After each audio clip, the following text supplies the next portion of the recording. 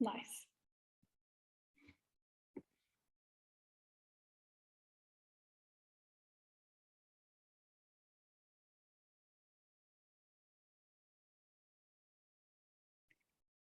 Hello, everybody. I think we're all just joining at the moment. We've got everyone on.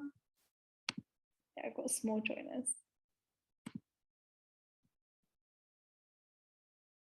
Amazing. So I'm just going to give it another minute just to see if we've got more people joining.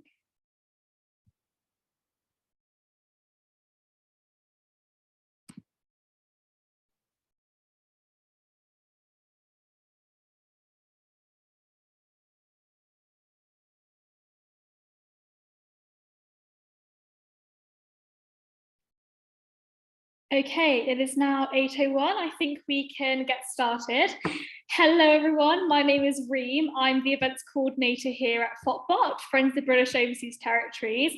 I am really excited to have this event today. I think it'd be brilliant to sort of hear from our partners over at the Overseas Territories, and also just sort of see a different perspective on what is going on here in the UK with this leadership election.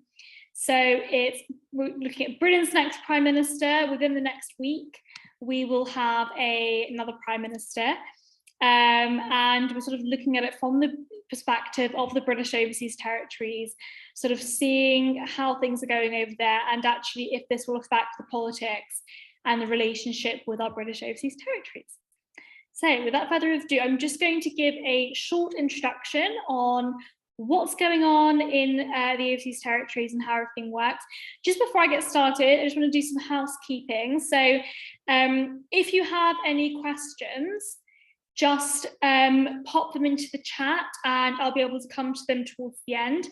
Also, if you could just keep yourself on mute whilst other people are talking, just so that we've got no background noise and, you know, and that kind of thing. Super duper awesome Zoom etiquette. I actually haven't used Zoom in a while, so this is sort of a bit deja vu for me now. Anyway, we can get started with with my little introduction.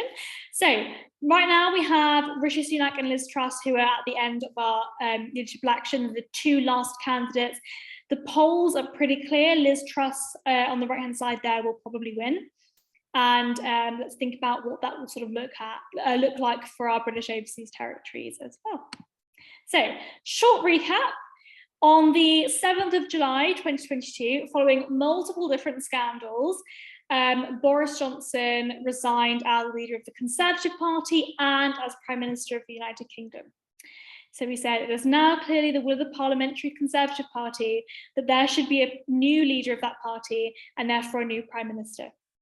And then shortly afterward, the race to the top commenced. So I think a really important thing to sort of note here is that he's resigned as leader of the Conservative Party and as Prime Minister, which means that people that are sort of choosing the leader are the Conservative Party members and not the general public. So it's not the general public within the United Kingdom that are choosing our next Prime Minister. It is just the Conservative Party members that are picking between Rishi Sunak and Liz Truss. So here were our 5 last candidates before the final push that, before the final vote that meant that Rishi Sunak and Liz Truss were our last 2 candidates. So the reason why I want to just talk about this for a second is so that we can sort of think about the way that the Overseas Territories have sort of been used and sort of weaponized in a way in the election and also politically, because I think it's important to think about what the candidates have sort of said about the British Overseas Territories, but also what they've promised and what they've done in the past. So I'm going to start off with Tom Tugendhat, right in the middle here. He was previously chair of a committee on sort of the foreign affairs of the UK, and that included overseas aid and discussions about our relationship with the British Overseas Territories. So he said in one of those conversations, one of those select committee conversations, that the Overseas Territories have a special place in our constitution. They are self-governing but part of the United Kingdom. As our place in the world changes, we need to think about the effect on them and whether the structure of our relationships still work. The committee will look at these distant parts of our community and look at how we work to support all of our communities. So, as we can imagine, that didn't necessarily happen. The committee didn't do too much to sort of support the overseas territories, especially on the sort of Chagos issue. I think they sort of were quite quiet on that. So that's just something to keep in mind. But again, it's something worth mentioning that Tom Tugendhat did mention the overseas territories. On my right-hand side on the screen, we've got Penny Mordaunt, who has sort of worked sort of with the overseas aid as well in cabinet as a junior minister.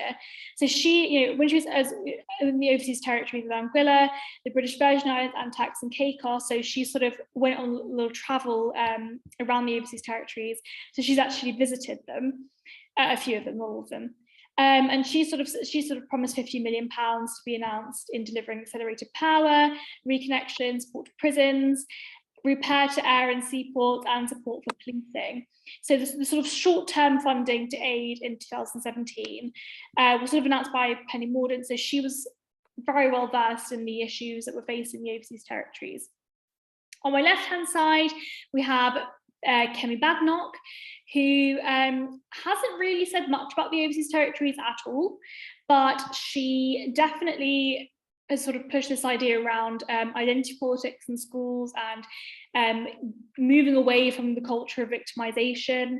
And so she's been really big on education reform in the UK and talking about the legacy of the British Empire and the way that that's affected British politics today. So I think that's really important because she's very interested in education and actually educating the British public on the overseas territories. That's important also for the British public because there are obviously a lot of us that, you know, haven't grown up to discussing the British overseas territories. When I was in school, I didn't learn anything about the British overseas territories. So I think it's important to note that this is, you know, quite an interesting change in policy that she wants to implement.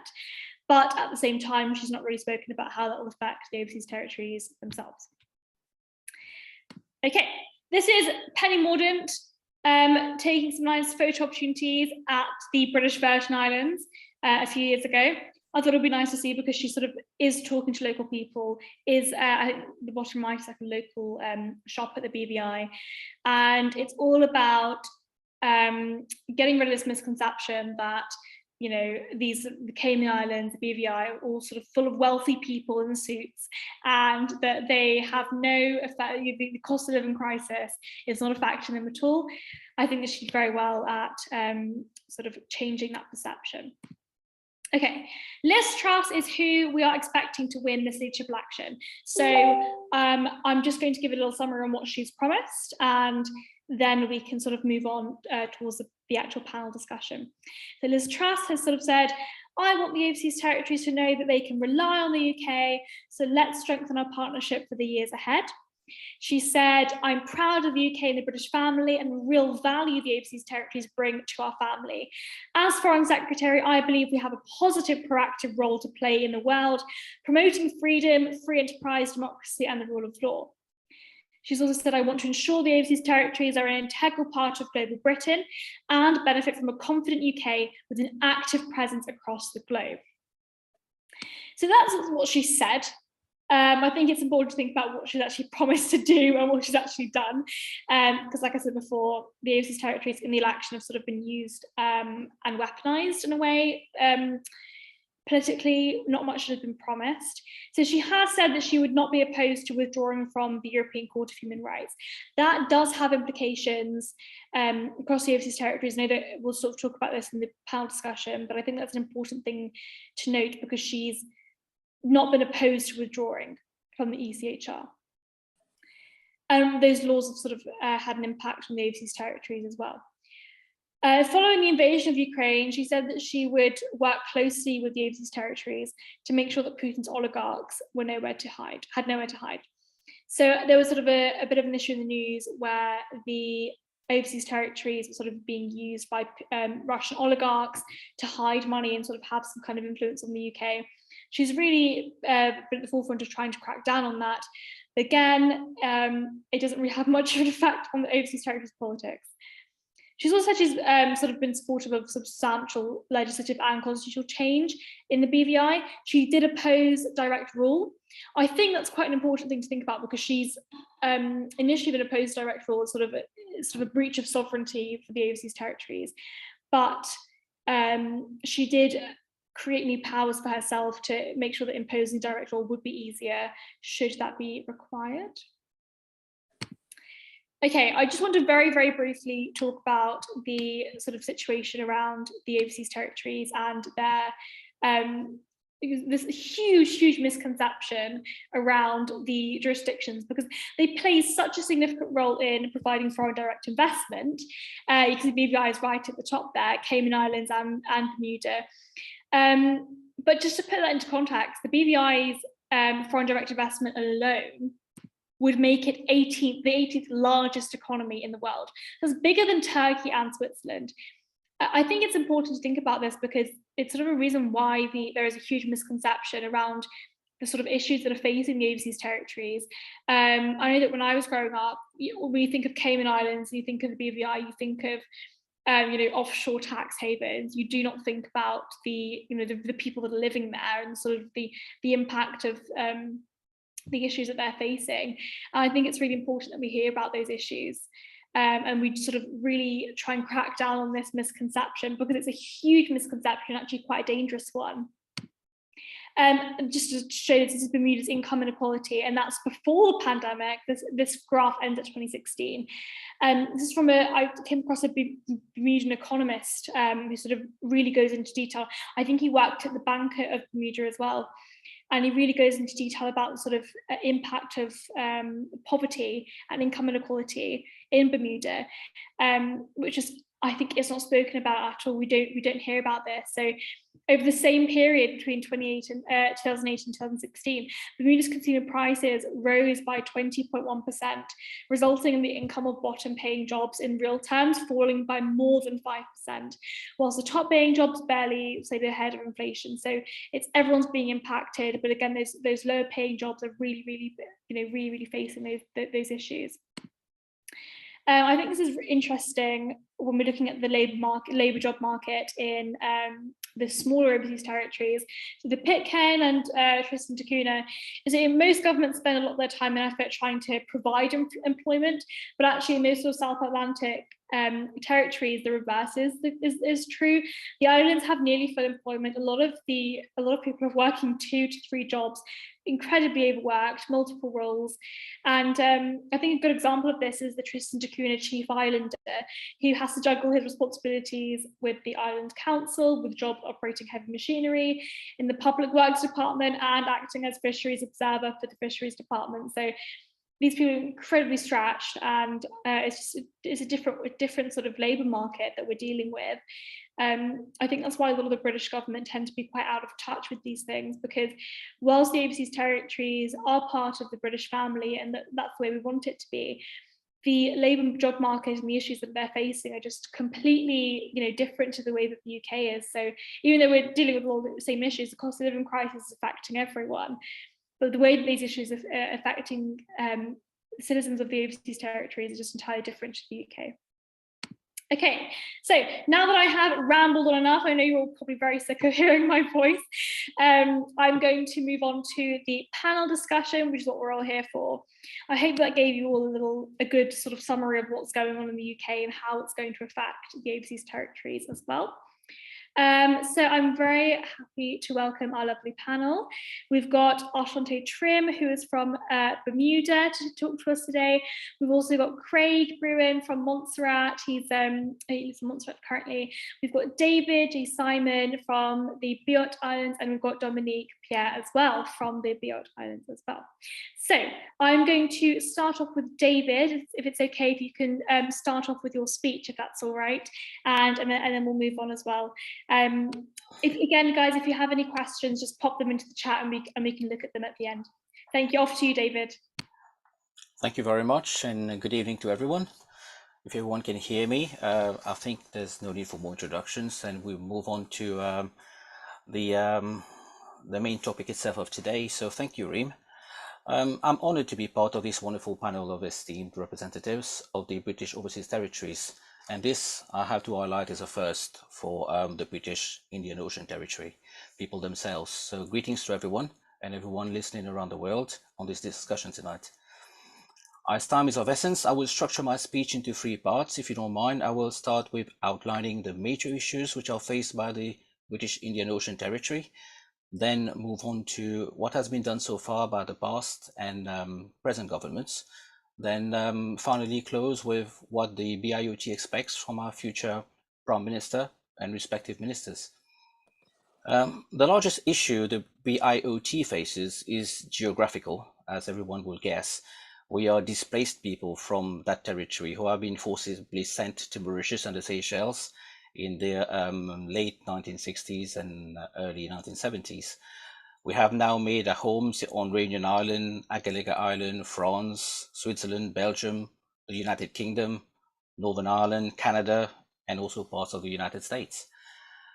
But the people of Biot, similar to any other British overseas territories, they face the threat of being dissolved by the inhabitants of other countries that they inhabit. In the case of the people of BIOT, this has been their life since March 1968. So thanks to opportunities like tonight, we have a voice, we have an audience. So again, thank you for your helping hand. Because of this situation of being scattered geographically through no fault of our own, every step towards progress is hard labor. There has been no real census or representation of our Chagossians, the people of BIOT, in the last 3 decades at least. This means that we cannot make decisions that benefit the whole community or even gather the whole community's opinion. Surely, with such a wide network of embassies and High Commission officers worldwide, as well as the expertise of the Office of the National Statistics, this should not be too much hard work to find about the people of Britain's own territory. Even here in the UK, though, not much is known about the exact numbers, and it makes it difficult for us to gather enough votes to shape our policy and save our people. The recent struggles even to be included in the Nationality and Borders Act is a proof in itself. It seems like our land matters more than our people in our situation. In our absence, our land has a representative, Mr. Paul Candler. It has a political system which is managed with its constitution and where people uphold its laws and borders. Our fauna, our flora is documented, studied, protected, and known worldwide. But very little is known about the populace. Our territory is fought over by powerful nations in high-level courts, most recently, as everyone must have heard, in the International Court of Justice itself. Little is known of us, even less is done to save our culture, to gather us, to save the small community and help us build ourselves in any way. We are labeled as contracted laborers, free slaves who cannot go home, and as everyone must have heard, Men Fridays. Our fragmented, exiled nation has no influence or knowledge in politics other than what we have observed, or whatever has been the helping hands that have been offered to us in the past. Our memories are populated with kindnesses, but also the many wrongs that have been done to our people. BIOT or Chagos Islands, whichever you wish to be referred to, it makes no difference to us, to be honest. We continue to be seen as different to the other overseas territories. In many ways, we're not seen, included, as among the other overseas territories because of this simple, hurtful fact. Our islands are uninhabited through no fault of our own, not even our choice. Now moving on to what the past and present governments have been doing. That's next on the menu. A compensation was paid in 1982 to the people, and that also meant the last glimmer of hope was disappearing. The people of BIOT in Mauritius was received. They all received some compensation, but the ones in the Seychelles never have been offered anything. They've been forgotten for a long time, even till today. Similar to a poor child knocking on someone's door, we've been offered a charitable help, but we've been told to never come back for more ever again. Now, You have found that this poor child is part of your own family, Miss Truss. In 2000, a successful court case outcome even opened the route to the outer islands, as everyone must have known already. But no ship was chartered to help us to cover the 1,361 miles from Mauritius to the Chagos. Liz Truss talks rightfully of the British Overseas Territories as one big family, important contributors to the British economy and proudly included in its policies. My question to Liz Truss is, how close are these family members? Are we immediate family, or are we some distant cousins that we barely hear of or even visit? Coming back to the Nationality and Borders Act, my sincere thanks goes out to all the contributors: Rosie Levesque, Henry Smith, Baroness Lister, Baroness Williams, all the Chagosian groups, activists, leaders, contributors in all shapes and sizes. You have made it happen. You are true heroes. The people of BIOT came under the criteria of historical unfairness on that day. It is true. Historically, we have been wronged in many ways. Our true history has been kept secret, distorted for the benefit of other nations, the United Kingdom itself included. But if nothing is done today to reunite the people of BIOT, nothing is done to help them grow or to reach their full potential, then the unfairness will carry on. It is no longer about just making laws, policies, it's about concrete, genuine, and heartfelt actions that make a difference. The next Prime Minister should understand that British Overseas Territories problems cannot be solved by a blanket policy. A discrete, targeted policy is the only way to be truly inclusive of our needs. We need a direct, targeted action. This should start with the Chagosian community not being treated and viewed as cargo, commodity, with no voice. We are real people, with a voice and a right to have a say in our own future. The next Prime Minister should focus on having real overseas territory representation in government and paying some attention to it. Liz Truss has previously said, and quoted earlier, "I am proud of the UK and the British family and the real value of the overseas territories bring to our family. I believe we have a positive, proactive role to play in the world." End quote. The most important ways she can show action in this statement is through the Cabinet Office. We need a voice at Cabinet level.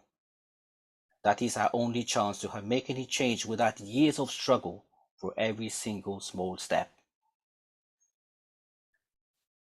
Rishi Sunak in heritage is from what once was an overseas territory. And due to this, I would hope that he has at least some concern for the situation of the British Overseas Territories and a little knowledge of the situation itself. As a Chancellor, we should also hope that he sees the many potential upsides of the islands, including the people themselves. Amanda Milling, Minister for the Overseas Territories, recently wrote to Henry Smith, who is the Member of Parliament for Crawley, where a lot of our community reside. I quote, "The UK has consistently been clear that they have no right of abode for anyone from Chagos onto Diego Garcia. The government looked carefully at the practicalities of setting up people and sustaining a small community there, and the challenges they would face." End quote. This was the same speech from back in 2016, though, when a feasibility study was carried out on the practicalities of resettlement. But she was actually answering a question in 2022 about why there were 100 Sri Lankan refugees on the island who have been sustained since September 2021 until today. Blanket answer, blanket policy, blanket consideration. What my community expects from the Prime Minister is to see real difference. We need action based on consideration of new facts, not any answers repeated from his predecessors. Today, our territory has a representative, but our people still do not have this luxury. So I expect from our next Prime Minister to see this as a first change. Thank you. Amazing. Thank you so much, David. That was fantastic. I think it's really interesting to sort of hear the perspective that you bring forward, especially Rishi Sunak also being former overseas territory. So that's fantastic. Thank you, David. That's brilliant. I'm going to now move on to Oshante, if that's okay. And I'd love to hear from your perspective as well. So I'll give the floor to you. Hi, everybody. I hope you all are doing well. So right now in Bermuda, we're actually facing a lot of challenges and issues. Our main problem right now is the cost of living. A lot of people are struggling. A lot of people don't have jobs. And the thing about this is that a lot of people are coming into our island and they are actually obtaining those jobs. So we have Bermudians who, like I said, are suffering. Some people are actually living in trees, in tents. They can't afford to pay the rent. I work for government and I still find it hard to even find an apartment because apartments are like $2,000. And I personally think that what we need to see from the next prime minister, because I don't think that the prime minister actually even is worried about Bermuda, if I'm being honest. I've never actually seen them put anything into action. I was thinking possibly they can visit her and see for themselves how Bermudians are struggling on a daily basis, and actually provide some sort of policies to put in place where they can't put up prices too high, or even provide solutions for the Bermudian people on a whole. Also, in education, that's another thing. We are struggling as well. A lot of people don't have the proper degrees to even be a teacher or anything like that. So I think that the prime minister, again, should really consider coming to Bermuda and putting things in place to help Bermuda move forward as, a country. So yeah, that's all I have to say. Thank you so much, Ashante. That was fantastic. I think that sort of education point is really quite important, because the education system is, completely different. The way things work, the way that funding is allocated is entirely different. And also, I think, and yours. So, am I correct in saying you work with children with special educational needs? Is that right? Yeah, and with the special needs, they don't have an updated policy in Bermuda. So the teachers aren't protected and neither are the students. Mm-hmm. So I think that Bermuda could take a lot away from the UK policies possibly to help put that in place for Bermuda. Mm-hmm. So do you think that you would prefer to sort of have the protections and policies that we have in the UK for children with special educational needs? So for example, children that are diagnosed with autism spectrum disorder, ASD, they are given sort of extra teachers in class, they're given teaching assistants. How does that look like in Bermuda? How are the students actually supported? So it depends on the level. Some children don't have the actual support in the classrooms, they just have the teachers. I know for my school, I currently have 7 children by myself. So it is very hard on the teachers. And then again, the parents, what we call it here, they don't really hire them. So they put more emphasis on the teachers. Mm. So again, we can't really help the students get to the full potential. That's really interesting. Thank you. I think that definitely we can sort of talk about when we get up to 4 a little bit more about what those policies could look like and actually how they could implement them. So thank you, Ashante. It's fantastic. It's lovely to hear your experience. I'm now going to hand over to Craig from talking to us from Montserrat. Craig, you're on the call, right? I just can't see you. Is Craig on the call? I don't know. Can't see from here. I don't seem to see him. Okay, so what I'll do is I'll hand back to him if he joins back onto the call. But we have some questions from the chat. Kerry, I think I have yours on my email. I'll look at that in a moment.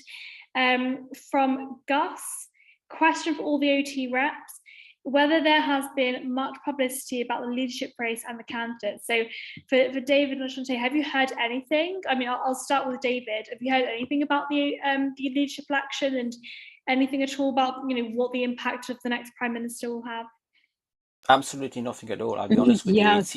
It seemed like it was left in muted Yeah. completely, and it was a taboo topic, to be honest. Sorry, I interrupted I'm sorry. Ashante. Sorry about that. Yeah, in Bermuda, I didn't even know that something was going on. Our premier has been absolutely mute on this topic. So yeah, this is the first time I really heard about it. That's really interesting. So it's crazy because obviously having a new prime minister and that sort of creates an entirely new policy direction for the United Kingdom, and that includes the sort of discussion around the overseas aid, the way that education works, any kind of policies that we are implementing that actually affect the overseas territories. I think that the biggest issue as well, you know, with the Chagos that we had recently, is the right of return. And it's a really, you know, controversial issue that we're sort of dealing with in Parliament. And I know that David, you and Rosie were doing a lot of work on that as well. I don't know if you can sort of talk about your experience working with, or I guess also both you and Rosie, what's your experience been like working with the UK government? How responsive have they actually been? And how it sort of looked for you in your own policy direction as well? In all honesty, it seems like you can talk about absolutely everything until you reach that topic itself, and then everyone just pauses. It's like time stops around you. So everyone is willing to listen, everyone is willing to help, to look good. But when it comes to the topic of right of return, everyone around you, whatever office you turn into, they turn into monsters. And I'll be honest with you, that is what they turn into. That is when they remind every Chagosian that in 1982 you signed this document to say that you will not sue the government, you will not even think about going back for pennies. And because of what your parents signed, and documents which they couldn't read by anyway, because it was all in legal English that even I, in those days, couldn't read those documents. But this has been the tumbling stone, and they go back to this document to say, please don't ever ask about the right of return. This island is ours. And with all my respect to the Queen, and I agree with the Queen's dominion on the territory, but the last order in council was after a previous order in council was revoked, and then a new one was created to say you will still not go back. But the new reason though was a very old 1680s law which says that the UK has the right to, at the detriment of an overseas territory, for the protection of the mainland itself, to deprive the inhabitants of this island to return back and to make it used for something else, as long as the mainland is protected. And I turn to the other overseas territories when I say that this could have been any one of us. And sadly, it happened to the Chagos, and it's the price that we have been paying since the 1960s, but now for a new reason. A very old law that existed even before the first Chagosians set foot on the island is now the weapon that is hanging over the Chagosians' neck. And just to follow up on that, David, what was the sort of policy response when sort of talking to government officials? I know that Rosie did a lot of sort of negotiation, talking to some members of the House of Lords as well. What did that look like? Did they really respond? How did they sort of respond to the legal changes? There was a bill as well. So I'm just also echoing what Kerry said in the chat as well. Shocking to hear the description of Biot's issues and actually the lack of response from government. So what has actual communications been like with you and those government officials? Well, if we go from the lower layers of the government all the way to the higher one, it's very easy to describe. My personal communications and Rosie as well through the offices of the Foreign Commonwealth Development Office, they would say, we are not responsible for the Chagossians, but they never tell you who is. So you move to the next stage to the Home Secretary, and they will say, well, that's a matter of the royals themselves, and that's an order in council, so there's nothing that the government can do. So then you will go to the International Court of Justice, and then it plays against you.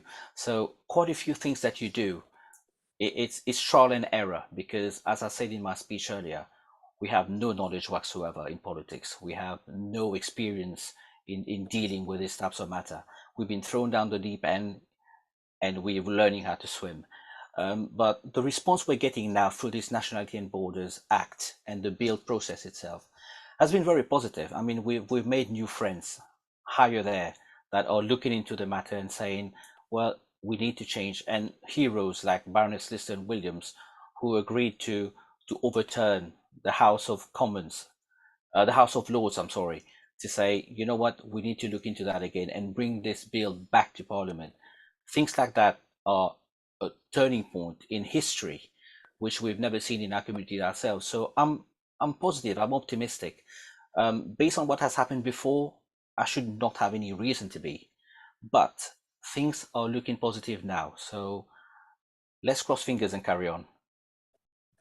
I love that positive note. Thank you, David. I think that, you know, although there are a lot of issues that the overseas territories is facing, we also really, really want to be paying attention and actually also highlighting the good that has come from those negotiations. So thank you, David, for that. I think that's a lovely positive note to end on that topic. Just in the chat, there's a bit of a discussion on the cost of living crisis.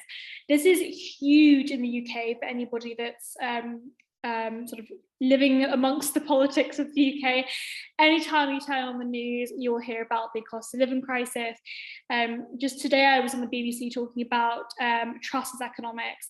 And again, those economic policies are all sort of focused around the overseas territories, around the cost of living crisis. And, you know, it's exactly the same sort of situation that's going on in the OTs. When you've got to import a lot of your goods, and the costs of them are incredibly high. I mean, you guys will be able to talk about this more than me, but I know the costs of the everyday living are incredibly high. I know, Shante, you spoke a little bit about this as well. I don't know if you can sort of tell us what is sort of the actual Bermudan government done much about the cost of living crisis? Have they done anything? Have they given nothing at all? I feel like with them, it's more of so our premier is more responsive to the feedback on Twitter. And I feel like he responds, but it's no action.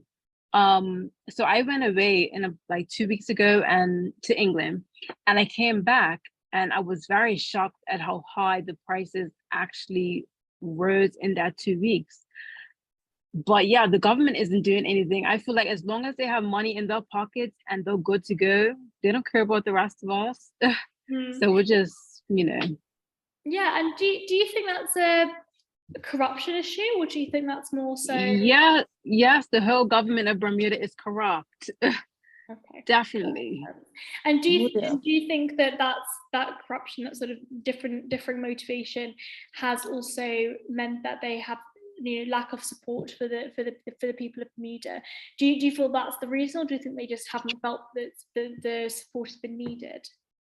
I mean, people support them, and you know, at one point I did support them, but I feel like it's just outright greed on their behalf, because they could do something, I'm pretty sure, but they're just deciding not to do anything and watching us all suffer. There's no way in our own country we should be suffering like this. Yeah, absolutely. And just a question from Philip, that's quite relevant to this. What is the most costly aspect currently? I mean, is it like the energy bills? Is it food, shopping? Is it education? What is the most expensive thing currently? So education, government education is free, private is not. So I would say the most expensive thing right now is everything. Food, electricity bill, the bills just went up. Because we only have one plant here, so they're kind of like ripping us off. But definitely the main thing will be food. We pay about $7 for milk, about $7 or $6 for bread. So yeah, it's definitely, you know, the food. So when I come to the UK, it's like, oh, this is cheap to me. But I have to remember that, you know, everywhere it's going up. But yeah, it's insane to me, very insane. That's crazy. I just want to bring in Dominique there as well, if that's okay. Do you know sort of, so just from your perspective, how has the cost of living crisis impacted you and any of your peers as well? Oh, I'm actually located in Mauritius, and there's a lot of videos and a lot of pictures that's showing the level of poverty actually the Chagos community is living in, and the cost of living. I would say there's no cost because we paid the most amount by being not being on our land, but also being discriminated. There's a lot of issues that has been um, seen since the issue of Chagas community, I may say, has been heard and seen on TV and all this. But if we have to look into the deep roots, even institutions in Mauritius are corrupted, if I may say, and we wish to have new institutions where things can change and have a new look on how institutions need to be more functional and absorb what we as the people needs, and let us, so that we can really climb the ladder, economical ladder and social ladder also, if I may say. Thank you. I think that's really interesting. So I'm going to ask you the same question actually that I asked Ashante. What is the most costly aspect currently? Is it energy bills? Is it food shopping? What is it that's the most expensive currently for you? Dominique, I don't know if you're able to answer that as well. Do you know what sort of, what is the most costly aspect of living right now? Is it energy bills? Is it food shopping? What do you think it is? If I may answer, as Dominic, I think, is on mute. Being in the UK, I think at least everyone can see worldwide as well how it affects us on mainland. I live in a 3-bedroom house with my family, and the cost of energy, which combines electricity and gas, was £80 as a fixed bill monthly, and it went to £265 last month. I'm not joking. If only I could actually show that to you. I'm not even joking. So the bill was announced as a subsequent raise would be coming, and that was in February, and then reiterated again in March that it will be a big energy price rise.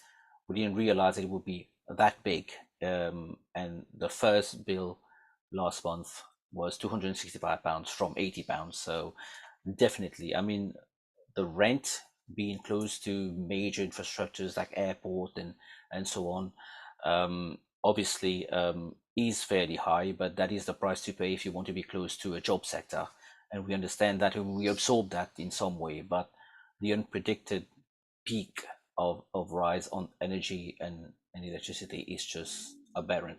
I don't have any words to describe it. Thank you so much for talking about that. I think that's really interesting because the cost of living here, I mean, is in the UK is pretty difficult. I think that the figure now is about 1/3 of households in the UK are struggling to pay their energy bills. And you know, the prices are going to keep going up and up. There are some government policies that the UK government has sort of implemented. So things like the energy price cap, which basically artificially fixes prices. David, do you know if the government has sort of done anything for you, you know, on sort of fixing prices or any kind of government intervention on energy bills just to support that? The only intervention we've had is a promised payment of a total of £700 within the year. So I've had 2 months ago a payment of 330, and then I think next month will be another payment of 340. But then if you put that in perspective, they take in actually £140 extra per month to give you £700 back in total. So that's very easy in mathematics. I can leave that to you guys, but that is a big scam. Definitely a big scam. Absolutely. And Ashanti, I know you had your Oh yes. say something. Oh, sorry. I was wondering, is anybody in the UK rioting over this stuff? Like, are you guys protesting or anything like that? I've not seen any actual protests at all on the cost of living.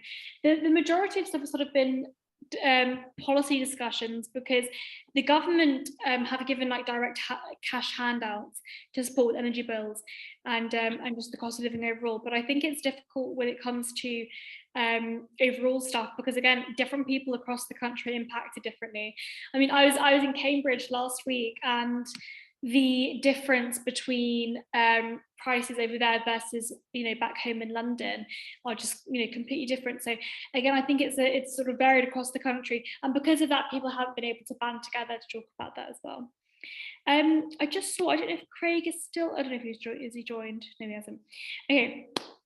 I think another question that we've sort of been looking at in the chat has also been about the territory's monetary policy, and whether it's totally controlled by the Bank of England, or is it sort of more of a free banking system. I'm going to try not to be biased here on my opinions on monetary policy, but I wonder what you guys think. So I'm going to start with David on that one. How does the sort of monetary policy work around the island? I've been on the island in the early part of 2019. It's a very weird situation when it comes to its management. So the island of Diego Garcia, which is one of the 65 islands of BIUT or Chagos Islands, is where the military base is. You do get greeted with a big sign which says UK US Navy Support Facility. It is a lot about Navy, it is a lot about support, but not only about that. But when it comes to the monetary side, everything is bought in dollars. It's weird that you're on a base that actually the highest ranked military officer is British, the magistrate is British, the police is manned by Great Britain, but everything is bought in American dollars. There's no bureau de change, so you can forget about that. If you get on the island and you have your pounds, you better buy things in card. And the value of it, if you don't watch out, it catches you off guard, because it's not like we would see over here, £1 for roughly around 1.4 American dollars or 1.5. It's definitely 1 for 1. So what the Americans are buying, you are paying absolutely a fortune to get the same thing. But because there are not that many Brits over there, roughly around 200 out of the 1,800 people on site, probably it's flooded in the whole problem itself. But yes, that is the situation on the island. Fantastic, thank you so much. Just to sort of name drop who asked that question, it was Fletcher, so thank you for that wonderful question as well. I think that Craig should be back on the line now.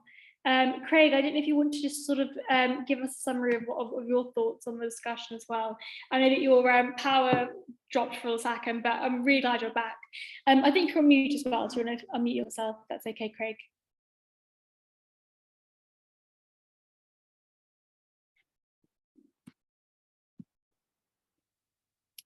Craig, I think you're still on mute as well, if you're able to unmute yourself. Okay. Oh, I'm back on mute. Am I on? Yes, we can hear you now. Wonderful. Thank you. I have a strange view on my phone. I can't see anything. But right, I've had a stressful few minutes, but yes, I'm back here. So do you want me to do my 5 minutes? Yeah, that's okay. Thank you. I've missed what people have been talking about. That's the problem. So if I duplicate anything that's... Oh, actually, what I'll do is I'll go straight in to what I think I'd like a new government to do. And I'm assuming with the government refreshing itself, we can call it a new government. And there's 4 things. Well, actually, there's 3, because the first one they've just done. So if Liz Truss was really interested in the British Overseas Territories, she could announce this now as a great achievement, because what the FCDO has done on her watch is announce an increase in the NHS quotas. Now, I don't know if people know, but there are 4 overseas territories to which an NHS quota applies, which means that the overseas territories have access to the NHS in the UK, but they only have 4 places. And that applies to 5 overseas territories. Now, I don't think an official announcement has been made, but in terms of Montserrat, it's been increased from 4 to 10, which is a doubling of the amount of access we can have to the NHS in the UK. And I know BVI in particular have been lobbying around this because their population is a lot larger than ours, and they also got 4. So they may get 10 or may get 20. So that's a really, really big positive announcement made by the government in the last week. But the fact Liz Truss hasn't mentioned it just shows where the British Overseas Territories are in the debate. There's 250,000 people. It's not something that's dominating the discussions over in the UK. But that is something good, which they can say if they want to. If anyone knows Liz Truss, tell her to make an announcement now. It would be quite good. Now, the other 3 things that I'd like them to do. One is a reassessment of what counts as reasonable assistance. Montserrat and St Helena are aid dependent, and the aid is dependent on the British government's views of what is reasonable assistance. I would say in the current economic climate, whatever definition they're using needs to be changed because people are genuinely struggling here. Taxi drivers can't cover the cost of their fuel from the fares because they have no control over their fares. Sorry, now the battery's going. I have to hold on a second. So have no control over their fares. So we need to, and the government is quite constrained because 30%, 50% of its income comes from the British government. So we need to look at what that assessment of reasonable needs means. And I think the aid given to aid-dependent territories needs to be increased. The big one is the EU. St Helena, and I think other places as well, but St Helena and Montserrat get a huge amount of aid from the EU. It's about 40 million in the last round. I think 18 came to Montserrat for solar power, and 21 went to St Helena for the cable. Now, when all the Brexit negotiations were going on, the British government said, if we don't come to an agreement, then we'll guarantee the funding. Now, in the end, the British government did come to an agreement and we're still getting the EU funding, but there is no commitment to any more. So when EDF 12 comes along in a few years' time, I would like the government to commit to giving Montserrat and St Helena the same money that it would have got had we remained in the EU. And they will not make that commitment at the moment, but it's a lot of money and it's building the infrastructure for those 2 islands. So it is actually quite important. The other thing I'd like them to do is I'm concerned, it's a concern about the European Convention of Human Rights, because Liz Truss in particular has been very explicit about a priority of hers will be to come out of the European Convention of Human Rights. And that covers the British Overseas Territories. It was rolled out to them. If we lose that, we lose a lot of protection, and a lot of court cases, particularly the ones around LGBT rights, have referred to that convention in the court cases. The reason the right to civil partnerships was won in Bermuda and in Cayman was because of the Convention of Human Rights. If we pull out of that, there isn't really anywhere to go anymore.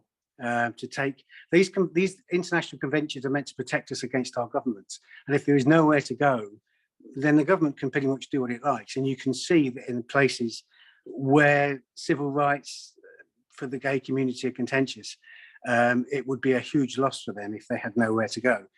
What I would like the government to do is to compensate the British Overseas Territories by announcing that all UN conventions that the UK has signed up to will automatically now be rolled out to the overseas territories. And the 2 big ones they're not signed up to is the Convention on Discrimination Against Women and the Convention on Discrimination Against Persons with Disabilities. Now they're covered by the UN Convention, by the European Convention. If that's gone, then they need to replace it with the UN Convention.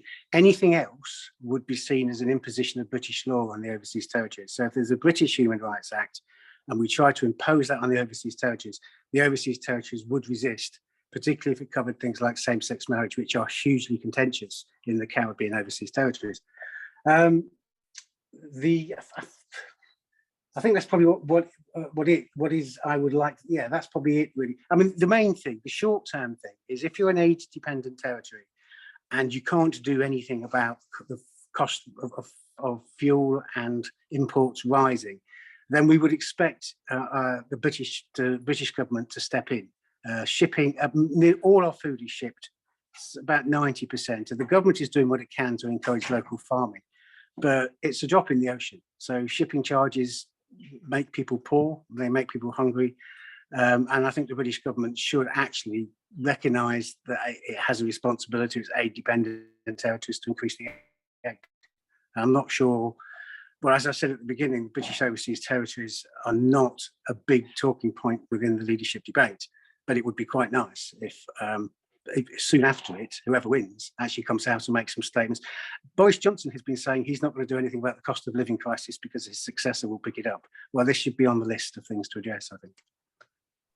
Thank you, Craig. That's a really, really interesting summary. I know that you did it very, very quickly, but thank you. I think that you've given us so much information there. Just a quick question for you, though. I know that you're sort of saying that you would like the UN, the UK to apply all UN laws that the UK has signed up to the overseas territories. Do you think that, first of all, that's actually feasible? Do you think that the UK government would be able to, just with the flip of a switch, with the signing of a new bill, say that all UN laws should apply to all overseas territories? Also, do you think that there will be some backlash? I mean, just from your perspective, Montserrat, but if the UK government were to just say, well, this is it, all these laws will apply to the overseas territories, do you think there will be some backlash? Because not only the conventions. We like the UN because the UN is the body that guarantees the relationship between the centre of empire and its colonies. So the relationship is governed by the UN Charter. So the UN is always the reference point for overseas territories whenever they get into a dispute with the UK. In terms of rolling out the conventions, the French and the Dutch have done it. It's only the British, the only territories in the Caribbean that are not covered by the UN Convention on Disability Rights is the British territories. And the reason they won't do it is because the British are worried about having to take responsibility for failure to comply. Now, in Holland, in the Dutch Caribbean in particular, when they rolled out the conventions to places like Aruba, they immediately did a review to see the level of compliance was, and then funded Aruba and Bonaire to make sure they complied. The problem the British government has is if they suddenly said, right, Montserrat has to comply, they would then have to fund compliance, and that would increase the amount of aid. And the British government doesn't want to be given aid based on compliance with UN conventions. It wants to use its own criteria based on reasonable needs. So it's a change in the way that aid is given. So the British have always resisted it. And they're in the 2012 white paper, which some of you may be familiar with, which governs this relationship, they say that disability is devolved to the territories themselves. It's not a British government issue. If the overseas territories want to comply with the UN conventions, the British will support them, but they're not going to insist. But it has created this bizarre situation now where the British overseas territories are the only ones that don't comply. And if you take away the European Convention as well, then we're operating in a very, very vague framework in terms of human rights and civil rights in the territories. But it can be done. I think the reason they don't do it is money. And just a quick follow-up, Craig, on that topic. Do you think that there is any intention from the overseas territories governments themselves to put in those laws, to implement those laws themselves without the UN? Yes, there is. If you look at some of them, it's really, and it's about resources. The Cayman Islands have got a 30-year disability strategy, for example, which they introduced about 6 or 7 years ago. They passed comprehensive disability legislation about 4 years ago. So they're doing it on their own, but they can afford to. It's hard to do. Human rights on small island communities is always a big issue. There are charities that focus specifically on the issue, but most of the territories are doing their best. I know Gibraltar are desperately trying to comply with the Disability Convention, but some can't. Turks and Caicos, I read on their tourism website, it says that we have disabled parking spots, but we have no legislation that prevents anybody parking in there. So it's just little things like that sometimes that need addressing. If you have no legislation, then it makes it quite difficult. But I think withdrawing from the European Convention of Human Rights, it is an opportunity. I mean, I'm not comfortable with it, but it is an opportunity to put something else in place, and it could be something better. And I think we should always be looking to something better, to do something better when something changes. And I don't think, to be honest, I don't think Liz Truss has thought this through at all. But if she can be lobbied and contacted and said, you do realise there's an impact on the overseas territories from this policy, but you could give them something better than they currently have, then I think it would go down well. Fantastic, thank you, Craig. And I know that we are just hitting 9 o'clock. I do just want to make sure that Kerry's question is answered. I'm going to ask it to all of the panel, but I think that Craig, you might be the best person to answer this one. So this question is from the Deputy Chair of the Newport West Conservative Association. So Kerry's asked, how can the British Overseas Territories maximise the relationship with Britain post-Brexit, and how would a potential free port at the AVP Newport docks help facilitate a trading relationship? Well, that's not really the issue for the overseas territories. The issue for the overseas territories is maintaining a relationship with Europe, not with Britain. The relationship with Britain is established. The overseas territories don't trade with Britain, apart from Gibraltar, Cayman, and Bermuda. There's very little trade, and the trade is tariff-free anyway. So it's not going to make any difference on the overseas territories. The concern for the overseas territories is obviously the relationship with Europe. Gibraltar used to be in it and voted to stay in it, and Britain, the British overseas territories, benefited from what was called the Overseas Territories Decision, which was a European policy which allowed all the overseas territories of all the European countries to trade tariff-free with Europe. Now Britain has pulled out of that, and that's a big issue for the Falklands, because the Falklands economy is dependent almost entirely on exporting to Europe because it can't export to South America.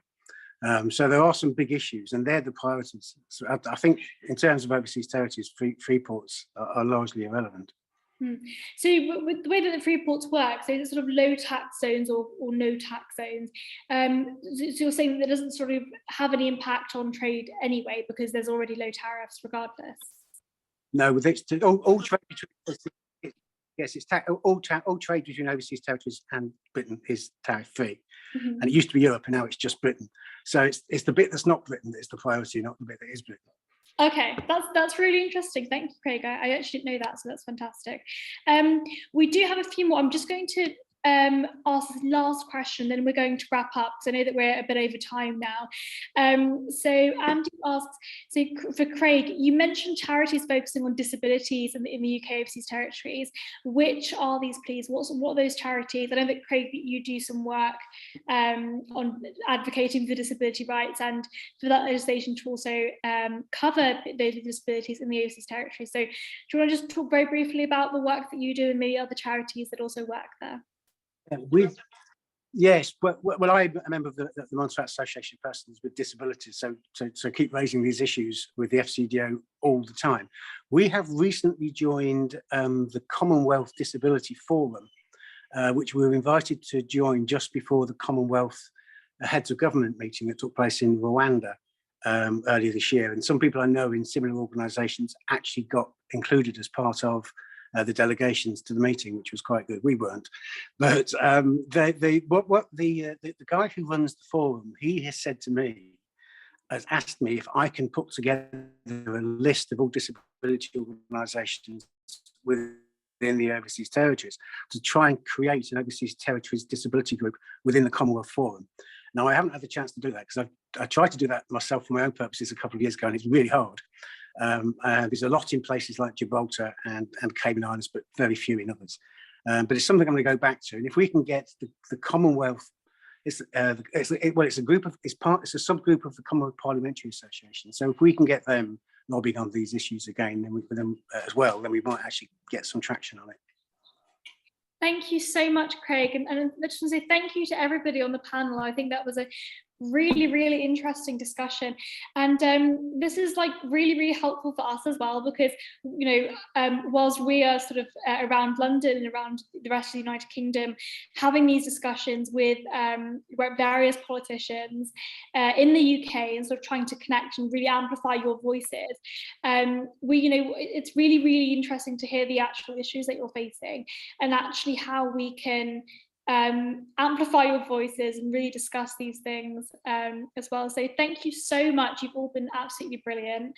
I would also just want to do my job as events coordinator and shout out the rest of the events that we have this year. So we are going to be joining a Conservative Party conference, and we have an event in October that will have John Penrose MP talking and also myself talking as well.